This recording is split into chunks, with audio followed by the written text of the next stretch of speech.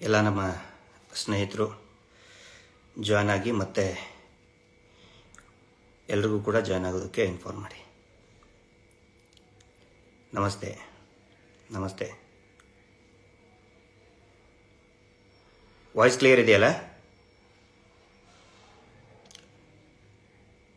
Voice clear ಇಲ್ವಾ? ಒಬ್ಬರು voice clear ಇಲ್ಲ ಅಂತ ಹೇಳಿದ್ರು, ಹಾಕ್ತಾ ಇದ್ದಾರೆ. ನಮಸ್ತೆ. ಸ್ವಲ್ಪ ವಾಯ್ಸ್ ಕ್ಲಿಯರ್ ಇದ್ರೆ ವಾಯ್ಸ್ ಕ್ಲಿಯರ್ ಇದೆ ಅಂತ ಹೇಳಿ, ಇಲ್ಲ ಅಂತ ಹೇಳಿದ್ರೆ ಇಲ್ಲ ಅಂತ ಹೇಳಿ. ಕ್ಲಿಯರ್ ಇದೆಯಾ? Okay. Manoj Rao, thank you sir. Clear ಇದೆ. Prahlad Bangera, thank you. D J Sagar, okay. ಎಲ್ರಿಗೂ ನಮಸ್ಕಾರ. ನಾನು ನಿಮ್ಮ ಗಿರೀಶ್ ಮಟ್ಟಣ್ಣವರ್. ಅಡ್ವೊಕೇಟ್ ಎಸ್ ಬಾಲಕೃಷ್ಣನ್ ಅವರ ಅಭಿಮಾನಿಗಳು ಮತ್ತು ಅಪಾರ ಜನಸಮೂಹ ಅವರನ್ನು ಪ್ರೀತಿಯಿಂದ ಬಾಲನ್ ಸರ್ ಅಂತ ಕರೀತಾರೆ.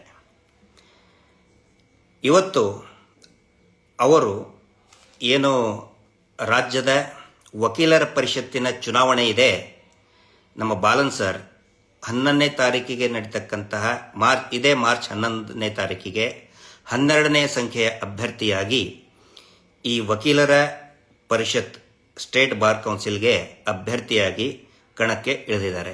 ಹೀಗಾಗಿ ಬಾಲನ್ ಸರ್ ಬಗ್ಗೆ ಒಂದೆರಡು ಮಾತು ನಾನು ಹೇಳಲೇಬೇಕನ್ನಿಸ್ತು, ಅದಕ್ಕೆ ನಾನು ಮಾತಾಡ್ತಾ ಇದ್ದೀನಿ. ಮೊದಲಿಗೆ ಈ ವಕೀಲರ ಸಂಘ, ಅದರ ಪ್ರಾಮುಖ್ಯತೆ ಏನು ನೋಡಿ. ಈ ವಕೀಲರು ಅಡ್ವೊಕೇಟ್ ಅಂತ ಹೇಳಿದರೆ ತಮ್ಮೆಲ್ಲರಿಗೂ ಕೂಡ ಗೊತ್ತಿರೋ ಹಾಗೆ ಕೋರ್ಟ್ನಲ್ಲಿ, ನ್ಯಾಯಾಲಯದಲ್ಲಿ ವಾದ ವಿವಾದ ಮಾಡುವಂತಹ ಪ್ರತಿನಿಧಿಗಳು, ಕ್ಲೈಂಟ್ಗಳನ್ನು ಪ್ರತಿನಿಧಿಸ್ತಾ ಇರ್ತಾರೆ. ಅವರ ಒಂದು ದೊಡ್ಡ ಸಮೂಹ ಇದೆ ಇಡೀ ದೇಶಾದ್ಯಂತ, ಮತ್ತು ಆಯಾ ರಾಜ್ಯಗಳಲ್ಲಿ ಬಾರ್ ಕೌನ್ಸಿಲ್ ಅಂತ ಪ್ರತಿಯೊಂದು ರಾಜ್ಯದಲ್ಲಿ ಕೂಡ ಇರ್ತದೆ. ಇದು 1926 the Indian bar council act ಪ್ರಕಾರ ಅದನ್ನು ಜಾರಿಗೆ ತಗೊಂಡು ಬಂದರು. ಆ್ಯಕ್ಚುಲಿ 1672ರಿಂದಲೇ ನಮ್ಮ ದೇಶದಲ್ಲಿ ಈ ಕೋರ್ಟ್ ಪದ್ಧತಿ ಜಾರಿಗೆ ಬಂತು. ಅಲ್ಲಿಂದ 1961ವರೆಗೆ ಅನೇಕ ಸುಧಾರಣೆಗಳು ಈ ವ್ಯವಸ್ಥೆಯಲ್ಲಿ ಆದವು. ಈ ಏನು ಅಡ್ವೊಕೇಟ್ಸ್ ವಕೀಲರ ಸಂಘ ಇದೆ, ಒಂದು ದೊಡ್ಡ ಸಮೂಹ ಇದೆ, ನಮ್ಮ ಸಾಮಾಜಿಕ ಬದಲಾವಣೆ, ಸಾಮಾಜಿಕ ಪರಿವರ್ತನೆಯಲ್ಲಿ ಬಹಳಷ್ಟು ದೊಡ್ಡ ಪಾತ್ರ ವಹಿಸಿದೆ. ನೀವು ನೋಡಿರ್ಬೋದು, ನಾವೇನು ತಿಳ್ಕೊಂಡಿರ್ತೀವಿ ಸಾಮಾನ್ಯವಾಗಿ, ಏನಾದರೂ ಚೇಂಜಸ್ ಆದರೆ, ಇಂಪ್ರೂವ್ಮೆಂಟ್ ಆದರೆ ಅದು ಬರೀ ರಾಜಕಾರಣಿಗಳಿಂದ ಇಷ್ಟೇ ಆಯಿತು ಅಂತ ನಾವು ತಿಳ್ಕೊಂಡಿದ್ದೀವಿ. ಅದು ಹಂಗಲ್ಲ. ಅನೇಕ ಅನಿಷ್ಟ ಪದ್ಧತಿಗಳು ನಮ್ಮ ಸಮಾಜದಿಂದ, ಭಾರತೀಯ ಸಮಾಜದಿಂದ ಹೋಗಬೇಕು ಅಂತ ಹೇಳಿದರೆ ಅದರಲ್ಲಿ ನ್ಯಾಯವಾದಿಗಳ ಪಾತ್ರ ಬಹಳ ಇದೆ. ಹಿಂದೆ ಗುಜರಾತ್ನಲ್ಲಿ ಅಂದರೆ ಈ ದೇಶದ ಅನೇಕ ಭಾಗಗಳಲ್ಲಿ ಅದು ಇತ್ತು. ದೇವಸ್ಥಾನದಲ್ಲಿ ದೇವದಾಸಿಯರ ಪದ್ಧತಿ. ಗುಜರಾತ್ನಲ್ಲಿ ಒಂದು ದೊಡ್ಡ ದೇವಸ್ಥಾನದಲ್ಲಿ ಅಲ್ಲಿಯ ಧರ್ಮಾಧಿಕಾರಿ ಏನು ನಡೆಸ್ತಾ ಇದ್ದ, ಚರಣ ಸೇವಾ ಅಂತ, ಕೃಷ್ಣನ ಚರಣ ಸೇವಾ. ಅವನೇ ಕೃಷ್ಣ, ಆ ಧರ್ಮಾಧಿಕಾರಿನೇ ಕೃಷ್ಣನ ಇನ್ನೊಂದು ಅವತಾರ. ಅವನು ಚರಣ ಸೇವಾ ಅಂತ ನಡೆಸ್ತಾ ಇದ್ದ. ಹೆಣ್ಣುಮಕ್ಕಳು ಭಕ್ತರು ಯಾರಿರ್ತಾರೆ ಅವರು ಲೈಂಗಿಕವಾಗಿ ಆ ಧರ್ಮಾಧಿಕಾರಿಗೆ ಒಪ್ಪಿಸ್ಕೊಂಡು ಬಿಡಬೇಕು, ಅದಕ್ಕೆ ಚರಣ ಸೇವಾ ಅಂತ ಹೆಸರಿಟ್ಟಿದ್ದ ಅವನು. ಅದರ ವಿರುದ್ಧ ಕರ್ಸನ್ ದಾಸ್ ಮುಲ್ಜಿ ಅಂತ ಒಬ್ಬ ಜರ್ನಲಿಸ್ಟ್ ಮತ್ತೆ ಆನಂತರ ಅಡ್ವೊಕೇಟ್ ಲಾ ಪ್ರಾಕ್ಟೀಸ್ ಮಾಡಿ ಆ ಪದ್ಧತಿಯ ವಿರುದ್ಧ ಹೋರಾಟ ಮಾಡಿ 1892ರಲ್ಲಿ ಕೇಸನ್ನು ಗೆದ್ದು ಇಡೀ ಆ ಪದ್ಧತಿ, ಅನಿಷ್ಟ ಪದ್ಧತಿಯನ್ನು ನಿರ್ನಾಮ ಮಾಡಿದ. ಸತಿ ಪದ್ಧತಿ, ಬಾಲ್ಯ ವಿವಾಹ ಪದ್ಧತಿ, ಅಸ್ಪೃಶ್ಯತೆ ಪದ್ಧತಿ, ಅವುಗಳೆಲ್ಲರ ವಿರುದ್ಧನೂ ಕೂಡ ಹೋರಾಟ ಮಾಡಿದ್ದು ವಕೀಲರು. ಅದು ಗೊತ್ತಿರಲಿ. ಯಾಕಂತ ಹೇಳಿದ್ರೆ ಈ ಟಿವಿ ಚಾನಲಲ್ಲಿ ಪ್ರತಿದಿನ ರಾಜಕಾರಣಿಗಳು ಹಂಗೆ ಮಾಡಿದ್ರು, ಅವ್ರು ಹಿಂಗೆ ಮಾಡಿದ್ರು, ಆ ಮಿನಿಸ್ಟ್ರಿ ಹಿಂಗೆ ಜಾರಿ ತಂದರು. ಇಲ್ಲ, ಅನೇಕ ಪದ್ಧತಿಗಳು. ಇವತ್ತು ಪರಿಸರದ ಬಗ್ಗೆ, ನೀವು ನಮ್ಮ ರಾಜ್ಯದಲ್ಲಿನೇ ನೋಡಿರಬಹುದು, ನೆಲ, ಜಲ, ಭಾಷೆಯ ಬಗ್ಗೆ ಯಾವುದೇ ರೀತಿ ಹೋರಾಟ ನಡೆದರೆ ಮೊದಲು ಮುಂಚೂಣಿಯಲ್ಲಿ ನಿಂತುಕೊಳ್ಳುವುದೇ ಅಡ್ವೊಕೇಟ್ಸ್. ನನಗೆ ಆ ಇಡೀ ಕಮ್ಯುನಿಟಿಯ ಬಗ್ಗೆ ಬಹಳ ಹೆಮ್ಮೆ ಇದೆ. ಯಾಕಂತ ಹೇಳಿದ್ರೆ ಪರ್ಸ್ನಲಿ ನನ್ನ ಪ್ರಕರಣ ಆದಾಗೂ ಕೂಡ LH ಬಾಂಬ್ ಕೇಸ್ ಆದಾಗ ನನ್ನನ್ನು ಸಿಟಿ ಕೋರ್ಟಿಗೆ ಮೆಟ್ರೋಪಾಲಿಯನ್ ಮ್ಯಾಜಿಸ್ಟ್ರೇಟ್ ಎದುರುಗಡೆ ಹಾಜರುಪಡಿಸಬೇಕಾದ್ರೆ ಇಡೀ ಬೆಂಗಳೂರಿನ ವಕೀಲರ ಸಮೂಹ ನನಗೆ ಧೈರ್ಯ ತುಂಬಿ ನಾವು ನಿಮ್ಮ ಜೊತೆಗಿದ್ದೇವೆ ಅಂತೇಳಿ ಗಟ್ಟಿಯಾಗಿ ನಿಂತ್ಕೊಂಡಿದ್ದು ಅಡ್ವೊಕೇಟ್ಸ್. ಹೀಗಾಗಿ ಆ ಅಡ್ವೊಕೇಟ್ಸ್ ವೃತ್ತಿಯ ಬಗ್ಗೆ ನನಗೆ ಬಹಳ ಗೌರವ ಇದೆ. ಮತ್ತು ಅನೇಕ ಈ ದೇಶದಲ್ಲಿ ನಡ್ತಕ್ಕಂಥ ಅನೇಕ ಹೋರಾಟದಲ್ಲಿ ಮೊದಲು ಮುಂಚೂಣಿಯಲ್ಲಿ ನಿಂತ್ಕೊಳ್ಳುವುದೇ ಅಡ್ವೊಕೇಟ್ಸ್. ನಿರ್ಭಯ ಪ್ರಕರಣ ತಗೊಳ್ಳಿ. ನಿರ್ಭಯ ಪ್ರಕರಣದಲ್ಲಿ ಯಾವ ಥರ ಅವರು ಒಂದು ನಿರ್ಣಯ ಮಾಡಿಬಿಟ್ರಂದ್ರೆ, ಡೆಲ್ಲಿಯಲ್ಲಿರುವಂಥ ವಕೀಲರು ಅತ್ಯಾಚಾರಿಗಳ ಪರವಾಗಿ ಯಾರು ಕೂಡ ವಕಾಲತ್ತನ್ನೇ ಹಾಕಬಾರ್ದು ಅಂತ ನಿರ್ಣಯ ತಗೊಂಡ್ಬಿಟ್ರು. ಅಷ್ಟೊಂದು ಗಟ್ಟಿಯಾದ ನಿರ್ಧಾರ ತಗೊಂಡ್ರು. ಆದರೂ ಕೂಡ AP ಸಿಂಗ್ ಅಂತೇಳಿ ಒಬ್ಬನು ಬಂದ, ನಾನು ದೇಶಭಕ್ತ ಅದು ಇದು ಅಂಥೇಳಿ ಏನೋ ರಚ್ಚರಂಪ ಮಾಡಿ ವಕಾಲತ್ ಹಾಕಿದ ಅತ್ಯಾಚಾರಿಗಳ ಪರವಾಗಿ. ಆಮೇಲೆ ಸೋತು ಹೋದ ಅವನು. ಯಾವುದೇ ಹೋರಾಟಗಳನ್ನು ತಗೋರಿ, ಅವಾಗ ಮುಂದೆ ನಿಂತ್ಕೊಳ್ಳೋದೇ ಅಡ್ವೊಕೇಟ್ಸ್. ಈ ಸಮಾಜದ ಬೆನ್ನೆಲುಬು. ನೈತಿಕವಾದಂತಹ ವಕೀಲರ ಸಂಘ ಎಲ್ಲಿ ಇರ್ತದೋ ಆ ಸಮಾಜವೂ ಕೂಡ ಆರೋಗ್ಯಕರವಾಗಿ ಇರ್ತದೆ. ಅದೇ ತದ್ವಿರುದ್ಧವಾಗಿ ಅನೈತಿಕತೆ ಇತ್ತಂತ ಹೇಳಿದರೆ ಆ ಸಮಾಜ ಹಾದಿ ತಪ್ಪುತ್ತೆ. ಇಂತಹ ಒಂದು ವಕೀಲರ ಸಂಘಕ್ಕೆ, ಎಲ್ಲರೂ ಕೂಡ ಹೆಮ್ಮೆ ಪಡ್ತಕ್ಕಂತಹ ವಕೀಲರ ಸಂಘಕ್ಕೆ ಚುನಾವಣೆ ಮಾರ್ಚ್ 11ನೇ ತಾರೀಕಿಗೆ ನಡೀತಾ ಇದೆ. ಬಾಲನ್ ಸರ್ ಅಭ್ಯರ್ಥಿಯಾಗಿದ್ದಾರೆ. ಬಾಲನ್ ಸರ್ ವಿಶೇಷತೆ ಏನು ಈ ಚುನಾವಣೆಯಲ್ಲಿ ಅಂತ ಹೇಳಿದರೆ, ಅವರು ಯಾಕೆ ಆಯ್ಕೆ ಆಗಬೇಕು ನಮ್ಮ ನ್ಯಾಯಾಂಗ ವ್ಯವಸ್ಥೆಯಲ್ಲಿ ಅಂತ ಹೇಳಿದರೆ, ನೋಡಿ, ಅವರು ಕ್ಯಾಂಡಿಡೇಟ್ ಆಗಬೇಕು ಆಗಬಾರ್ದು ಅಂಥೇಳಿ ಒಂದು ಮೀಟಿಂಗ್ ಕರೀತಾರೆ. ಅವಾಗ ಅವ್ರಿಗಿಂತ ಬಾಲನ್ ಸರ್ಗಿಂತ ಜಾಸ್ತಿ ಆಸಕ್ತಿ ತೋರಿಸಿದ್ದೇ ಅವರ ಹಿತೈಷಿಗಳು ಮತ್ತು ಅಪಾರ ಅಭಿಮಾನಿಗಳು. ಇಲ್ಲ ಸರ್, ನೀವು ನಿಲ್ಲಲೇಬೇಕು ಅಂತ ಒಂದು ಅಭಿಪ್ರಾಯ ಬಂದ ಮೇಲೆ ಬಾಲನ್ ಸರ್ ನಾಮಿನೇಷನ್ ಹಾಕ್ತಾರೆ. ನಾಮಿನೇಷನ್ ಹಾಕಬೇಕಾದ್ರೆ 1,25,000 ರೂಪಾಯಿ ಡಿಪಾಸಿಟ್ ಇಡಬೇಕು. ಆ ಡಿಪಾಸಿಟಲ್ಲಿ 1 ರೂಪಾಯಿಯನ್ನು ಕೂಡ ಬಾಲನ್ ಸರ್ ಕೊಡೋದಿಲ್ಲ. ಎಲ್ಲ ಅವರ ಹಿತೈಷಿ ಅಡ್ವೊಕೇಟ್ಗಳೇ ದುಡ್ಡನ್ನು ಶೇಖರಣೆ ಮಾಡಿ ಆ 1,25,000 ರೂಪಾಯಿ ಡಿಪಾಸಿಟನ್ನು ತುಂಬ್ತಾರೆ. ಬಾಲನ್ ಸರ್ ಅವರೆಲ್ಲರಿಗೂ ಕೂಡ ಅವರ ಪರವಾಗಿ ಪ್ರಚಾರ ಮಾಡ್ತಕ್ಕಂತಹ, ಕ್ಯಾಂಪೇನ್ ಮಾಡ್ತಕ್ಕಂತಹ ಪ್ರತಿಯೊಬ್ಬ ಅಡ್ವೊಕೇಟ್ಗಳಿಗೂ ಕೂಡ ಹೇಳ್ತಾರೆ, ಸ್ಟ್ರಿಕ್ಟ್ ಆಗಿ ಹೇಳ್ತಾರೆ, ನಾನು ಯಾವ ಕಾರಣಕ್ಕೂ ಕೂಡ ಓಟಿಗೆ ದುಡ್ಡನ್ನು ಕೊಡಲ್ಲ. ಯಾವುದೇ ಕಾಣಿಕೆಯನ್ನು ಕೊಡೋದು, ಮೊಮೆಂಟೋಸ್ ಕೊಡೋದು, ಡಿನ್ನರ್ ಪಾರ್ಟಿಗಳನ್ನು ಮಾಡೋದು ನಾನು ಯಾವುದು ಕೂಡ ಮಾಡಲ್ಲ. ನಾನು ಯಾವುದೇ ರೀತಿಯಾದ ನನ್ನ ಜಾತಿಯನ್ನು ಮುಂದೆ ತಂದಿಡೋದಿಲ್ಲ. ರಾಜಕೀಯ ಪಕ್ಷದ ಬೆಂಬಲವನ್ನು ನಾನು ಕೋರುವುದಿಲ್ಲ. ಈ ಕಂಡೀಷನ್ ಇದ್ರೆ ಮಾತ್ರ ನಾನು ಚುನಾವಣೆಗೆ ಮುಂದೆ ಹೋಗ್ತೀನಿ ಅಂತ ಹೇಳ್ತಾರೆ. ಅದೇ ರೀತಿ ಅದಕ್ಕೆ ತಕ್ಕನಾಗೇನೆ ನಡ್ಕೊಂಡು ಬರ್ತಾ ಇದ್ದಾರೆ. ಇವತ್ತು ನಾವು ಕೇಳ್ತಾ ಇದ್ದೀವಿ, ಈ ಇಲೆಕ್ಷನಲ್ಲಿ ಒಂದೊಂದು ಓಟಿಗೆ ಒಬ್ಬೊಬ್ಬರು ಮಹಾನುಭಾವರು 10,000 ಕೊಡ್ತಾ ಇದ್ದಾರಂತೆ ಒಂದು ಓಟಿಗೆ. ದೊಡ್ಡ ದೊಡ್ಡ ಡಿನ್ನರ್ ಪಾರ್ಟಿಗಳು.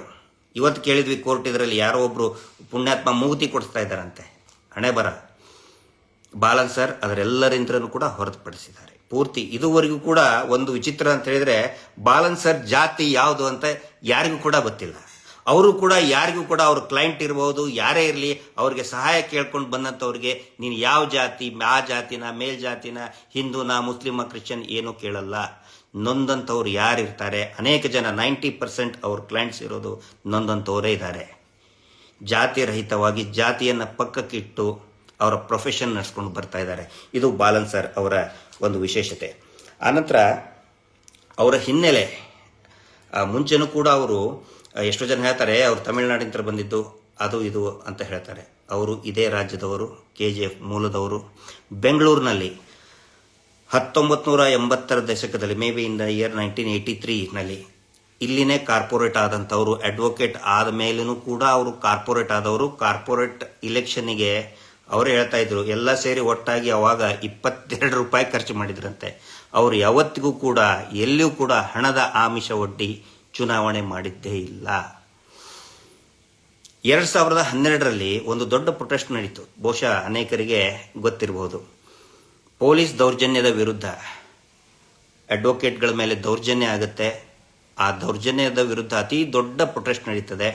ಆ ಪ್ರೊಟೆಸ್ಟ್ನಲ್ಲಿ ಮುಂದೆ ನಿಂತ್ಕೊಂಡು ಗಂಟೆಗಟ್ಟಲೆ ಮೈಕ್ ಹಿಡ್ಕೊಂಡು ನಡು ರಸ್ತೆಯಲ್ಲಿ ಅನೇಕ ಯುವ ವಕೀಲರನ್ನ ಹುರಿದುಂಬಿಸಿ ಹೋರಾಟಕ್ಕೆ ಒಂದು ಹೊಸ ರೂಪ ಕೊಟ್ಟಂಥವರು, ವಕೀಲರ ಪರವಾಗಿ ವಕೀಲರ ಹೋರಾಟಕ್ಕೆ ಹೊಸ ರೂಪವನ್ನು ಕೊಟ್ಟಂಥದ್ದು ಬಾಲನ್ ಸರ್. ಕೋವಿಡ್ನಲ್ಲಿ ಅನೇಕ ಜನ ಅಡ್ವೊಕೇಟ್ಗಳಿಗೆ ಪಾಪ ಆರ್ಥಿಕ ಸಂಕಷ್ಟದಲ್ಲಿರ್ತಾರೆ. ನಾವೆಲ್ಲ ಏನೋ ತಿಳ್ಕೊಂಡಿರ್ತೀವಿ, ವಕೀಲರು ಭಾಳ ಶ್ರೀಮಂತರಿರ್ತಾರೆ, ಫೀಸ್ ತಗೋತಾರೆ, ಅಷ್ಟು. ಖಂಡಿತ ಆ ಥರ ಪರಿಸ್ಥಿತಿ ಇಲ್ಲ. ಯಾರು ಅಸಹಾಯಕ ಅಡ್ವೊಕೇಟ್ ಇದ್ದಾರೆ ಅವರಿಗೆ 5,000 ರೂಪಾಯಿ ಧನ ಸಹಾಯವನ್ನು ಅವರೇ ಮೂಲವನ್ನು ಕ್ರೋಢೀಕರಿಸಿ 5,000 ರೂಪಾಯಿನ ಕೊಟ್ಟಿದ್ದಾರೆ. ಯಾಕಂತ ಹೇಳಿದ್ರೆ ವಕೀಲರು ಗಟ್ಟಿಯಾಗಿರಬೇಕು, ಮಾರಲಿ ಡೌನ್ ಆಗಬಾರ್ದು. ಆನಂತರ ಇಡೀ ರಾಜ್ಯದಲ್ಲಿ ಯಾರ್ಯಾರು ಅಸಹಾಯಕ ಈ ಆರ್ಥಿಕ ಸಂಕಷ್ಟದಲ್ಲಿರುವಂಥ ಅಡ್ವೊಕೇಟಿಗೆ ಸರ್ಕಾರದಿಂದನೇ ಧನ ಸಹಾಯ ಮಾಡಬೇಕು ಅಂತ ಹೇಳಿ ಅನೇಕ ಸ್ಟ್ರೈಕ್ಗಳನ್ನು ಮಾಡಿದ್ದಾರೆ. ಹೈಕೋರ್ಟ್ನಲ್ಲಿ ಮಾಡಿದ್ದಾರೆ, ಮೇಯೋ ಹಾಲ್ನಲ್ಲಿ ಮಾಡಿದ್ದಾರೆ, ಸಿಟಿ ಸಿವಿಲ್ ಕೋರ್ಟಲ್ಲಿ ಮಾಡಿದ್ದಾರೆ. ವಿಶೇಷವಾಗಿ ರೂರಲ್ ಬ್ಯಾಕ್ಗ್ರೌಂಡ್ ಗ್ರಾಮೀಣ ಭಾಗದಲ್ಲಿ ಇರ್ತಕ್ಕಂಥ ಅಡ್ವೊಕೇಟ್ ಇದ್ದಾರಲ್ಲ, ಬಹಳ ಸಂಕಷ್ಟದಲ್ಲಿರ್ತಾರೆ. ಅವರಿಗೆ ಸರ್ಕಾರದಿಂದ ಧನ ಸಹಾಯ ಮಾಡಬೇಕಂತೇಳಿ ಹೋರಾಟಗಳನ್ನು ಕೂಡ ಮಾಡ್ತಾ ಬಂದರು ಅವರು. ಇದನ್ನು ನೋಡಿ, ಅವರ ಒಂದು ಕಳಕಳಿಯನ್ನು ನೋಡಿ, ಇನ್ನೂ ಅನೇಕ ಅವರ ಆಫೀಸಿನ ವಾತಾವರಣ ನೋಡಬೇಕಾದ್ರೆ ಹೊಸ ಅಡ್ವೊಕೇಟ್ಗಳು ಯಂಗ್ಸ್ಟರ್ಸ್ ಬರ್ತಿರ್ತಾರೆ. ಅವರಿಗೆ ಅಡ್ವೊಕೇಟಿ ಸ್ಕಿಲ್ಗಳನ್ನು ಕಲಿಸ್ಕೊಡ್ತಾರೆ. ಒಳ್ಳೆಯ ವಕೀಲನಾಗುವುದು ಹೇಗೆ, ಯಾವ ರೀತಿ ವಾದ ಪ್ರತಿವಾದ ಮಾಡಬೇಕು, ಅದು ಕೂಡ ಒಂದು ಸ್ಕಿಲ್ಲು. ಅವ್ರ ಒಂದು ಅನಿಸಿಕೆ ಅಂತ ಹೇಳಿದ್ರೆ, ಈ ಸ್ಕಿಲ್ ನನ್ನ ಹತ್ರ ಇದೆ. ಬಾಲನ್ ಸರ್ ಯಾಕೆ ಫೇಮಸ್ ಇದ್ದಾರೆ ಅಂತ ಹೇಳಿದ್ರೆ, he is one of the best trial advocate, one of the best cross examination advocate ಅಂತ ಕರೀತಾರೆ. ತಮಿಳುನಾಡು ಇರ್ಬೋದು, ಉತ್ತರ ಪ್ರದೇಶ ಇರ್ಬೋದು, ಗುಜರಾತ್ ಇರ್ಬೋದು, ರಾಜಸ್ಥಾನ ಇರ್ಬೋದು, ಇಡೀ ದೇಶದ ಬೇರೆ ಬೇರೆ ಭಾಗಗಳಲ್ಲಿ ಪ್ರಮುಖ ಕೇಸ್ಗಳಿಗೆ ಬಾಲನ್ ಅವ್ರನ್ನ ಇನ್ವೈಟ್ ಮಾಡ್ತಾರೆ. ಆದರೆ ಆ ಒಂದು ಪ್ರತಿಭೆ ನನ್ನಲ್ಲಿ ಮಾತ್ರ ಇರಬಾರ್ದು, ಹೊಸ ಪೀಳಿಗೆಗೂ ಕೂಡ ಆ ಪ್ರತಿಭೆ ಬರಬೇಕಂತೇಳಿ ಸ್ಕಿಲ್ ಕೂಡ ಕಲಿಸ್ಕೊಡ್ತಾರೆ. ಕೋವಿಡ್ ಅಲ್ಲಿ ಎಲ್ಲ ಕೋರ್ಟ್ಗಳು ನಿಮ್ಗೆ ಗೊತ್ತಿರ್ಬೋದು, ತಿಂಗಳಗಟ್ಟಲೆ ಕೋರ್ಟ್ ಆಫ್ ಇದ್ದು, ಆದರೆ ಆನ್ಲೈನ್ ಕ್ಲಾಸ್ ಕೂಡ ಮಾಡಿದ್ದಾರೆ. ಯಾಕಂತ ಹೇಳಿದ್ರೆ ಹೊಸ ತರುಣರು, ಹೊಸ ಅಡ್ವೊಕೇಟ್, ಹೊಸ ಪೀಳಿಗೆ ಸಮಾಜಕ್ಕೆ ಕೊಡುಗೆಯನ್ನು ಕೊಡಲಿ ಅನ್ನೋ ಒಂದು ಕಾರಣಕ್ಕೆ ಬಾಲನ್ ಸರ್ ಅವರು ಆ ಒಂದು ಸೇವೆಯನ್ನು ಮಾಡ್ತಾ ಇದ್ದಾರೆ. ಕೋರ್ಟ್ನಲ್ಲಿ ಏನಾದರೂ ಸಮಸ್ಯೆ ಆದರೆ, ಅವರ ಮರ್ಯಾದೆಗೆ, ಅಡ್ವೊಕೇಟ್ ಒಂದು ಸ್ವಾಭಿಮಾನಕ್ಕೆ ಧಕ್ಕೆ ಬಂದರೆ ಎಲ್ಲರೂ ಕೂಡ ಅಪ್ರೋಚ್ ಆಗೋದು ಬಾಲನ್ ಸರ್ಗೆ. ಯಾಕಂತ ಹೇಳಿದ್ರೆ ಅವರ ಮಾರ್ಗದರ್ಶನಕ್ಕೋಸ್ಕರ ಕಾಯ್ತಾ ಇರ್ತಾರೆ, ಯಾವ ರೀತಿ ಇದನ್ನು ಫೈಟ್ ಮಾಡಬೇಕು ಅಂತ ಹೇಳಿ. ಹೀಗಾಗಿ ಬಾಲನ್ ಸರ್ಗೆ ಅಡ್ವೊಕೇಟ್ ಆಫ್ ಅಡ್ವೊಕೇಟ್ಸ್ ಅಂತ ಕರೀತಾರೆ. ನ್ಯಾಯವಾದಿಗಳ ನ್ಯಾಯವಾದಿ ಅಂತೇಳಿ ಅವರ ಆತ್ಮೀಯರು ಅವರಿಗೆ ಕರೀತಾರೆ. ಇನ್ನೂ ಒಂದು ಮುಖ್ಯವಾದಂಥ ನಾನು ಕಂಡಂಥದ್ದು ಏನಂತ ಹೇಳಿದ್ರೆ, ಜುಡಿಷಿಯರಿ ಕರಪ್ಷನ್ ಬಗ್ಗೆ, ನ್ಯಾಯಾಂಗ ವ್ಯವಸ್ಥೆಯಲ್ಲಿರತಕ್ಕಂಥ ಭ್ರಷ್ಟಾಚಾರ. ಇವತ್ತು ನೀವು ನೋಡಿರ್ಬೋದು, ಜೈಲಿಗೆ ಹೋಗಿ ಬರ್ಬೇಕು. ಯಾಕಂದರೆ ನಮ್ಮ ವ್ಯವಸ್ಥೆ ಯಾವ ರೀತಿ ಇದೆ ಅನ್ನೋದನ್ನು ಅರ್ಥ ಮಾಡಬೇಕು ಅಂತ ಹೇಳಿದ್ರೆ ಒಂದು ಸರಿ ಜೈಲಿಗೆ ಹೋಗಿ ಬರಬೇಕು. ಜೈಲಿನಲ್ಲಿ ಇದು ಬಂದವ್ರಿಗೆ ಗೊತ್ತಿರ್ತದೆ. ನಾನು ಕೂಡ 47 ದಿನ LH ಬಾಂಬ್ ಕೇಸ್ನಲ್ಲಿ 47 ದಿನ ಇದ್ದೆ. ಎಷ್ಟೋ ಜನ ಪಾಪ ಅದರಲ್ಲಿರೋರು ಅಮಾಯಕರು ಇರ್ತಾರೆ, ಅವ್ರಿಗೆ ಯಾಕೆ ಜೈಲಲ್ಲಿ ಇದ್ದೀನಿ ಅಂತಲೇ ಗೊತ್ತಿರುವುದಿಲ್ಲ. ಪೊಲೀಸರು ಎಲ್ಲರೂ ಒಳ್ಳೆಯವರು ಅಂತ ನಾನು ಹೇಳಲ್ಲ, ಅತ್ಯಂತ ಕೆಟ್ಟ ಪೊಲೀಸರು ಕೂಡ ಇರ್ತಾರೆ. ಯಾರನ್ನೋ ದೊಡ್ಡ ದೊಡ್ಡ ಪ್ರಭಾವಿಗಳನ್ನ ರಕ್ಷಣೆ ಮಾಡೋದ್ರ ಸಲುವಾಗಿ ಅಮಾಯಕರು ತಗೊಂಡು ಬಂದು ಹಾಕಿಬಿಡ್ತಾರೆ. ಅಂತಂಥವ್ರನ್ನ ಇನ್ನು ಯಾರ್ಯಾರೋ ದೊಡ್ಡ ದೊಡ್ಡ ಶ್ರೀಮಂತ ಲಾಯರ್ಗಳು, ಶ್ರೀಮಂತ ಲಕ್ಷಗಟ್ಟಲೆ ಕೋಟಿಗಟ್ಟಲೆ ಫೀಸು ವಸೂಲಿ ಮಾಡುವಂಥ ಲಾಯರ್ಗಳ ಮುಖಾಂತರ ಆ ಶ್ರೀಮಂತ ಪ್ರಭಾವಿ ಅಕ್ಯೂಸ್ಡ್ ಬಚಾವಾಗಿ ಅಮಾಯಕರು ಜೈಲಲ್ಲಿ ಕೊಳಿತಾ ಇರ್ತಾರೆ. ಜುಡಿಷಿಯರಿನಲ್ಲಿ ಹೈಯೆಸ್ಟ್ ಕರಪ್ಷನ್ ಇದೆ. ಇತ್ತೀಚೆಗೆ ನೀವು ನೋಡಿರ್ಬೋದು, NCERTದಲ್ಲಿ ಬಹಳ ದೊಡ್ಡ ವಿವಾದನೆ ಆಯಿತು. 8th ಸ್ಟ್ಯಾಂಡರ್ಡ್ನಲ್ಲಿ ಜುಡಿಷಿಯರಿ ಕರಪ್ಷನ್ ಅಂತ ಹೇಳಿದ್ರೆ ನ್ಯಾಯಾಂಗ ವ್ಯವಸ್ಥೆಯಲ್ಲಿರ್ತಕ್ಕಂಥ ಕರಪ್ಷನ್. ಸುಮಾರು ಜನ ಅದ್ರ ಬಗ್ಗೆ ಮಾತಾಡೋದಕ್ಕೆ ಹಿಂದೇಟ್ ಹಾಕ್ತಾರೆ. ಅಯ್ಯೋ, ಜಡ್ಜ್ಗಳು ಕರಪ್ಷನ್ನು, ನ್ಯಾಯಾಂಗ ಕೋರ್ಟ್ನಲ್ಲಿ ಕರಪ್ಷನ್ ಅಂತ ಹೇಳಿದ್ರೆ ನಾಳೆ ನಮ್ಮ ಕೇಸಿಗೆ ಎಲ್ಲಿ ಹೊಡೆತ ಬೀಳ್ತದಪ್ಪ, ನಾವು ಮಾತಾಡಬಾರ್ದು ಅಂತೇಳಿ ಎಲ್ಲರೂ ಸೇಫ್ ಆಗಿರ್ಬೇಕಂತೇಳಿ ಸುಮ್ಮನೆ ಇರ್ತಾರೆ. ಆದರೆ ಬಾಲನ್ ಸರ್ ನೇರವಾಗಿ ದಿಟ್ಟತನದಿಂದ ಜುಡಿಷಿಯರಿ ಕರಪ್ಷನ್ ಬಗ್ಗೆ ಮಾತಾಡ್ತಾರೆ, ಧ್ವನಿ ಎತ್ತುತ್ತಾರೆ. ಯಾಕಂತ ಹೇಳಿದ್ರೆ ಇದರಿಂದ ನೇರ ಪ್ರತಿಕೂಲ ಪರಿಣಾಮ ಬೀರುವುದೇ ಬಡ ಕ್ಲೈಂಟ್ಗಳ ಮೇಲೆ, ಜನಸಾಮಾನ್ಯರ ಮೇಲೆ ಮತ್ತು ಸಾಮಾನ್ಯ ಅಡ್ವೊಕೇಟ್ಗಳ ಮೇಲೆ. ಇಬ್ಬರು ಅಡ್ವೊಕೇಟ್ ಇರ್ತಾರೆ. ಒಬ್ಬರು ಪಾಪ ಏನು ನೊಂದಂಥವ್ರ ಪರವಾಗಿ ಸಣ್ಣ ಮಟ್ಟದ ಫೀಸ್ ತಗೊಂಡಿರ್ತಾರೆ, ಇನ್ನೊಬ್ಬನು ಕೊಂದಂಥವ್ರ ಪರವಾಗಿ ಕೋಟಿಗಟ್ಟಲೆ ಲಕ್ಷಗಟ್ಟಲೆ ಫೀಸ್ ತಗೊಂಡು ಮಾಡ್ತಿರ್ತಾನೆ. ನ್ಯಾಯ ಎಲ್ಲಿದೆ ಅಲ್ಲಿ ಹೋಗ್ಬೇಕಲ್ಲ. ದುಡ್ಡು ಇರೋನ ಹತ್ರನೇ ಅವರು ಜಡ್ಜ್ಗಳ ಜೊತೆಗೆ ಮಾಡಿ ಅಂತ ಸಾಕಷ್ಟು ಕೇಸ್ ಇದೆ ಈ ದೇಶದಲ್ಲಿ. ಜಡ್ಜ್ಗಳೇ ದುಡ್ಡು ತಗೊಂಡು ತೀರ್ಮಾನ ಕೊಟ್ಟಂತ ಅನೇಕ ಉದಾಹರಣೆಗಳು ಇದೆ. ಇತ್ತೀಚೆಗೆ ಅದು ಸಂಖ್ಯೆ ಜಾಸ್ತಿ ಆಗಿದೆ. ಆದರೆ ಇದ್ರ ಬಗ್ಗೆ ಮಾತಾಡೋದಕ್ಕೆ contempt of court, court corruption ಬಗ್ಗೆ ಮಾತಾಡೋದು, it is not a contempt of court. ಸುಮಾರು ಜನ ಮಾತಾಡೋದಿಲ್ಲ. ಆದರೆ ಬಾಲನ್ ಸರ್ ನೇರವಾಗಿ ಮಾತಾಡ್ತಾರೆ. ಯಾಕಂತ ಹೇಳಿದ್ರೆ ನಿಜವಾದ ನ್ಯಾಯವಾದಿತನ ಉಳಿಬೇಕು, ಬೆಳಿಬೇಕು ಅಂತೇಳಿ. ಇದು ನನಗೆ ತುಂಬ ಇಷ್ಟವಾದಂತಹ ಅವರ ಒಂದು ಕ್ಯಾರೆಕ್ಟರ್. ನೇರವಾಗಿ ಮಾತಾಡ್ತಾರೆ. ಆನಂತರ ಸೋಷಿಯಲ್ ಆಕ್ಟಿವಿಸಮ್. ಬಾಲನ್ ಸರ್ ಬಗ್ಗೆ ಒಂದು ಅಪವಾದ ಇದೆ. ಅವರು ಬರೀ ಏನೋ ಇದ್ರ ಬಗ್ಗೆ ತಗೋತಾರೆ, ಅವರು ದೇವ್ರನ್ನ ನಂಬಲ್ಲ, ಕಮ್ಯುನಿಸ್ಟ್ರು ಪರವಾಗಿರ್ತಾರೆ. ನಾನು ಕಂಡಂತೆ ಆ ಥರ ಯಾವುದು ಕೂಡ ಇಲ್ಲ. ಅವರಿಗೆ ಬರ್ತಕ್ಕಂತಹ ಎಲ್ಲ ಕ್ಲೈಂಟ್ಗಳು ಎಲ್ಲ ವರ್ಗಕ್ಕೆ ಸೇರಿದವರಿದ್ದಾರೆ. ಅವರ ಕಚೇರಿಯಲ್ಲಿ ಕೆಲಸ ಮಾಡ್ತಕ್ಕಂಥ ಜೂನಿಯರ್ ಅಡ್ವೊಕೇಟ್ ಸಮಾಜದ ಎಲ್ಲ ವರ್ಗದಲ್ಲಿಯೂ ಕೂಡ ಸೇರಿದಂಥವರಿದ್ದಾರೆ. ಸೋಷಿಯಲ್ ಆಕ್ಟಿವಿಸಮ್, ಕಾರ್ಮಿಕರ ಸಮಸ್ಯೆ, ಕೂಲಿ ಕಾರ್ಮಿಕರ ಸಮಸ್ಯೆ, ಸಂಘಟಿತ ಕಾರ್ಮಿಕರ ಸಮಸ್ಯೆ, ದಿನಗೂಲಿ ನೌಕರರ ಸಮಸ್ಯೆ. ಇವತ್ತು ಅವರ ಆಫೀಸಿಗೆ ಹೋದರೆ ಅನೇಕ ಜನ ಇರೋರೇ ಅವರು ನೊಂದಂತಹ ಸಂಘಟನೆಯ ಕಾರ್ಮಿಕರು ಅವರಿರ್ತಾರೆ. ಮೊನ್ನೆ ಈ ರಾಜ್ಯದ APP ಏನಿದ್ದಾರೆ, ದಿನಗೂಲಿ ಬೇಸಿಸ್ ಮೇಲೆ, ಡೈಲಿ ವೇಜಸ್ ಬೇಸಿಸ್ ಮೇಲೆ, ಕಾಂಟ್ರಾಕ್ಟ್ ಬೇಸಿಸ್ ಮೇಲೆ ಕೆಲಸ ಮಾಡ್ತಾ ಇದ್ದಾರೆ. ಇನ್ನೂ 2 ತಿಂಗಳಿಂದ ಅವರಿಗೆ ಸ್ಯಾಲ್ರಿನೇ ಆಗಿಲ್ಲ. ಬಾಲನ್ ಸರಿಗೆ ಅವ್ರಿಗೆ ಒಂದು ಮಾತು ಹೇಳಿದೆ, ಸರ್ ಈ ಥರ ಇಮಿಡಿಯೇಟ್ ಆಗಿ ಕನ್ಸರ್ನ್ಡ್ ಆಫೀಸರಿಗೆ ಮಾತಾಡಿದರು. ಅಂದರೆ ದುಡಿಯುವ ವರ್ಗಕ್ಕೆ ಬೆನ್ನೆಲುಬಾಗಿ ನಿಂತಂಥವರು ಬಾಲನ್ ಸರ್. ಅದಕ್ಕಾಗಿ ಅವರಿಗೆ ರಾಜ್ಯೋತ್ಸವ ಪ್ರಶಸ್ತಿಯನ್ನು ಕೂಡ ಕೊಟ್ಟಿದ್ದಾರೆ. ಬಹಳ ವಿರಳ. ನ್ಯಾಯಾಂಗ ವ್ಯವಸ್ಥೆಯಲ್ಲಿ ದುಡಿಯೋರನ್ನ ಗುರುತಿಸಲ್ಲ, ಈ ಸಮಾಜನ ಗುರುತಿಸಲ್ಲ, ಮಾಧ್ಯಮ ಗುರುತಿಸಲ್ಲ. ಆದರೆ ಬಾಲನ್ ಸರ್ ಅವರ ಒಂದು ಪ್ರತಿಭೆಯನ್ನು ಗುರುತಿಸಿ 2024ರಲ್ಲಿ ಅವರಿಗೆ ರಾಜ್ಯೋತ್ಸವ ಪ್ರಶಸ್ತಿಯನ್ನು ಕೂಡ ಕೊಟ್ಟರು. ಇಂಥವರು ವ್ಯವಸ್ಥೆಯಲ್ಲಿ ಇರಬೇಕು. ನಾನು ಯಾಕೆ ಇಷ್ಟೊಂದು ಅವ್ರ ಬಗ್ಗೆ ಅಭಿಮಾನದಿಂದ ಮಾತಾಡ್ತಾ ಇದ್ದೀನಿ ಅಂತ ಹೇಳಿದ್ರೆ, ಕಳೆದ 13 ವರ್ಷದಿಂದ ಸೌಜನ್ಯ ಹೋರಾಟದಲ್ಲಿ ಎಲ್ಲರೂ ಕೂಡ ನೊಂದ್ಕೊಂಡ್ಬಿಟ್ಟಿದ್ದಾರೆ. ಧರ್ಮಸ್ಥಳ ಗ್ರಾಮದಲ್ಲಿ ನಡೆದಂತಹ ಅನೇಕ ಅತ್ಯಾಚಾರಗಳು, ಭೂಕಬಳಿಕೆ, ಬಡ್ಡಿ ದಂಧೆಯಿಂದ ಎಲ್ಲರೂ ಕೂಡ ನೊಂದ್ಕೊಂಡ್ಬಿಟ್ಟಿದ್ದಾರೆ. ಯಾಕೆ ನಿರಾತಂಕವಾಗಿ ಆ ಪ್ರಭಾವಿಗಳು ನಡ್ಸ್ಕೊಂಡು ಬರ್ತಾ ಇದ್ದಾರೆ ಅಂತ ಹೇಳಿದರೆ ಯಾರೂ ಅವ್ರಿಗೆ ಕೇಳೋರು ಇರಲಿಲ್ಲ. ನ್ಯಾಯಾಂಗ ವ್ಯವಸ್ಥೆಯಲ್ಲಿ ಅವರಿಗೆ ಯಾರು ಪ್ರಶ್ನೆ ಮಾಡುವಂಥವ್ರು ಇರಲಿಲ್ಲ. ಆದರೆ ಬಾಲನ್ ಸರ್, ಇನ್ನೂ ಅನೇಕ ಅಡ್ವೊಕೇಟ್ಗಳು ಕೂಡ, ನಮ್ಮ ತಾರಾನಾಥ್ ಪೂಜಾರಿ ಇರ್ಬೋದು, ಬಾಲಕೃಷ್ಣ ಸರ್ ಇರ್ಬೋದು, ಧನಂಜಯ ಸರ್ ಇರ್ಬೋದು, ವಿಜಯ ವಾಸು ಪೂಜಾರಿ ಅವರು, ಇನ್ನೂ ಅನೇಕ ಇವರಿದ್ದಾರೆ. ಬಾಲನ್ ಸರ್ ಗಟ್ಟಿಯಾಗಿ ನಮ್ಮ ಜೊತೆಗೆ ಸೌಜನ್ಯ ಹೋರಾಟದ ಪರವಾಗಿ ನಿಂತ್ಕೊಂಡು, ಸಾಕಷ್ಟು ಟೀಕೆಗಳು ಬಂದವು, ಅವರಿಗೆ ಕೇರೆ ಮಾಡಲಿಲ್ಲ. ಈ ಹಿಂದೆನೂ ಕೂಡ ಯಾವ್ಯಾವ ಹೋರಾಟದ ಪರವಾಗಿ ಇದ್ದಾರೆ, ಅನೇಕರು ದೊಡ್ಡ ದೊಡ್ಡ ಪ್ರಭಾವಿಗಳು ಅವರಿಗೆ ಟೀಕೆ ಮಾಡ್ತಾನೆ ಇರ್ತಾರೆ. Don't care. ನಮ್ಮ ಹೋರಾಟಕ್ಕೆ ಒಂದು ಆಧಾರ ಸ್ತಂಭವಾಗಿ ಒಂದು ಹಿಂದೂ ಹೆಣ್ಮಗಳು, ಸತ್ತಂಥವ್ರು ಎಲ್ಲರೂ ಕೂಡ ಹಿಂದೂ ಭಕ್ತರು, ಅವರ ಪರವಾಗಿ, ಭಕ್ತರ ಪರವಾಗಿ ಅನ್ಯಾಯ ಆಗಿದೆ ಅಂತೇಳಿ ನಿಂತ್ಕೊಂಡಂಥವ್ರು ಬಾಲನ್ ಸರ್. ಅವ್ರಿಗಿರುವಂಥ ಇದನ್ನೇನೋ ಪ್ರೊಪಗಂಡ ಮಾಡೋದೇನೋ, ದೇವ್ರು ನಂಬಲ್ಲ, ಆದರೆ ದೇವರನ್ನ ನಂಬತಕ್ಕಂತಹ ಭಕ್ತರು ಹತ್ಯೆ ಆದಾಗ, ಬಡ್ಡಿ ದಂಧೆಯಿಂದ ನೊಂದಾಗ ಅವರ ಪರವಾಗಿ ನಿಂತ್ಕೊಂಡಂಥವರು ನಮ್ಮ ಬಾಲನ್ ಸರ್.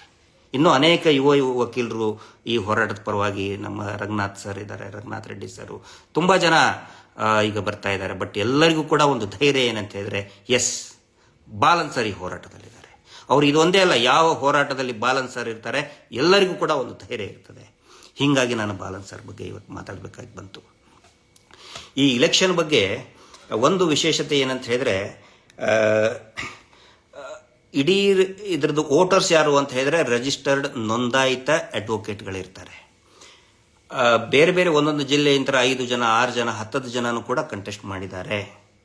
ಹೀಗಾಗಿ ಈಗ ಮಂಡ್ಯದಲ್ಲಿರ್ತಕ್ಕಂತಹ ಒಂದು ವಕೀಲರ ಸಮೂಹ ಏನಿದೆ, ಅವರು ಮಂಡ್ಯ ಜಿಲ್ಲೆಯವರಿಗೇನೆ ಪ್ರೆಫರೆನ್ಸ್ ಕೊಡ್ತಾರೆ.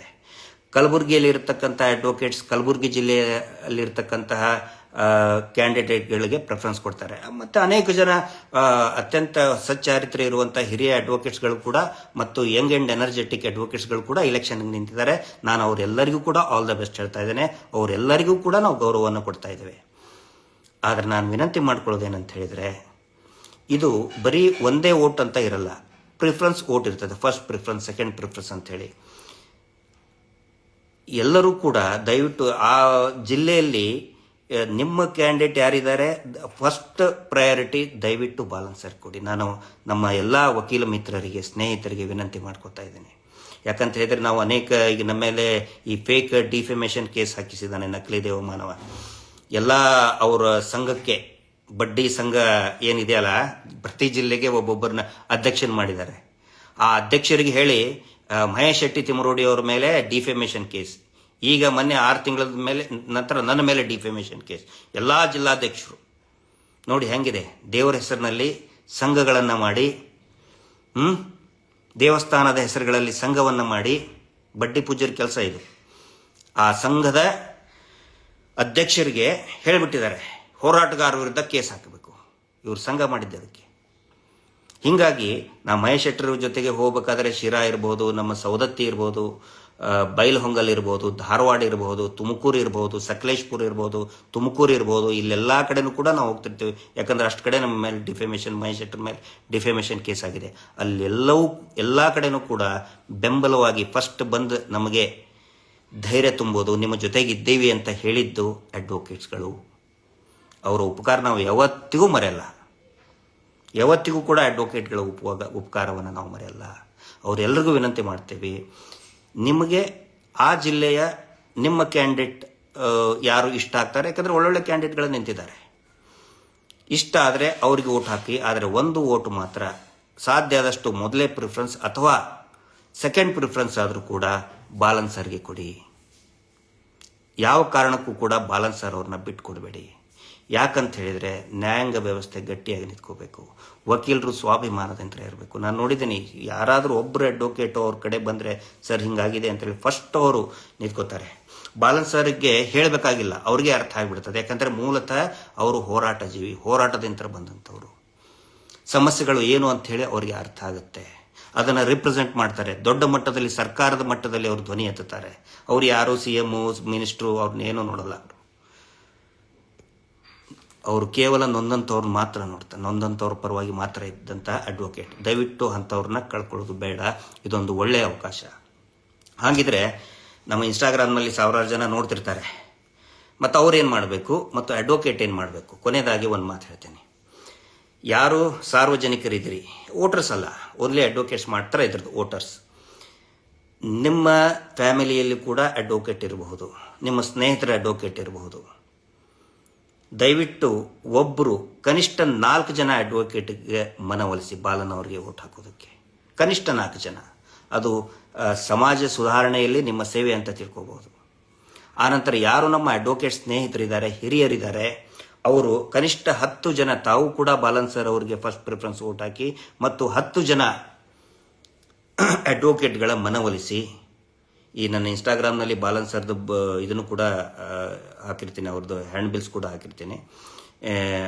ಒಂದು 10 ಜನಕ್ಕಾದರೂ ದಯವಿಟ್ಟು ತಾವು ಕನ್ವಿನ್ಸ್ ಮಾಡಿ. ಒಂದು ವೇಳೆ ಫಸ್ಟ್ ಪ್ರಿಫರೆನ್ಸಿಗೆ ನಿಮ್ಮದೇ ಜಿಲ್ಲೆಯ ಕ್ಯಾಂಡಿಡೇಟ್ ಹಾಕಬೇಕಂದ್ರೆ ದಯವಿಟ್ಟು ಹಾಕಿ. ಆದರೆ ಸೆಕೆಂಡ್ ಪ್ರಿಫರೆನ್ಸ್ ಆದರೂ ಕೂಡ ಬಾಲನ್ ಸರ್ ಅವರಿಗೆ ಮತ ಹಾಕುವಂಥ, ಮತ ಚಲಾವಣೆ ಮಾಡುವಂಥ ಒಂದು ಅವಕಾಶವನ್ನು ಮಾಡಿಕೊಡಬೇಕು ಅಂತ ವಿನಂತಿ ಮಾಡಿಕೊಳ್ಳಿ. ಇದರಿಂದ ನಮ್ಮ ನ್ಯಾಯಾಂಗ ವ್ಯವಸ್ಥೆ ಗಟ್ಟಿಯಾಗ್ತದೆ, ಜನಸಾಮಾನ್ಯರಿಗೆ ನ್ಯಾಯ ಸಿಗ್ತದೆ. ಯಾವತ್ತಿಗೂ ನೋಡಿ,